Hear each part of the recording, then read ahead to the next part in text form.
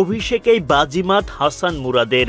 একদিকে নাহিদ রানার গতির ঝড়, অন্যদিকে স্পিন জাদু হাসান মুরাদ, তাইজুল ইসলামদের।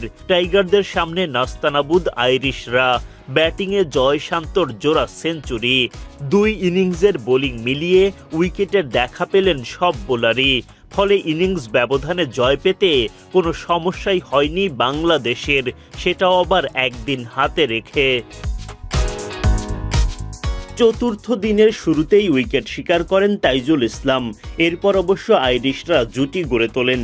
অ্যান্ডি বালবার্নিকে আউট করে সেই জুটি ভাঙেন হাসান মুরাদ। 182 রানে 7 উইকেট হারায় আয়ারল্যান্ড।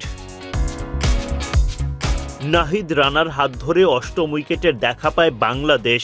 টাইগার বোলারদের গতি আর স্পিন ভেলকির সামনে দিশেহারা আয়ারল্যান্ড বেশিক্ষণ টিকতে পারেনি।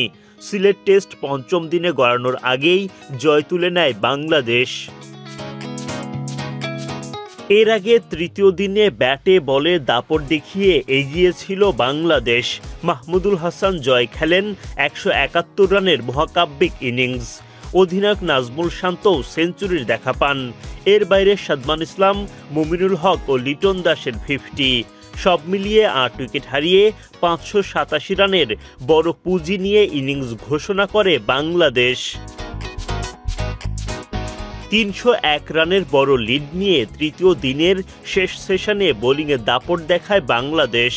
নাহিদ রানা, তাইজুল ইসলাম, হাসান মুরাদদের সামনে 5 উইকেট হারায় আয়ারল্যান্ড।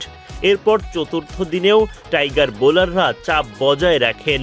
আইরিশ ব্যাটাররা খানিকটা প্রতিরোধের চেষ্টা করলেও ইনিংস ব্যবধানে জয় পেতে সমস্যা হয়নি বাংলাদেশের।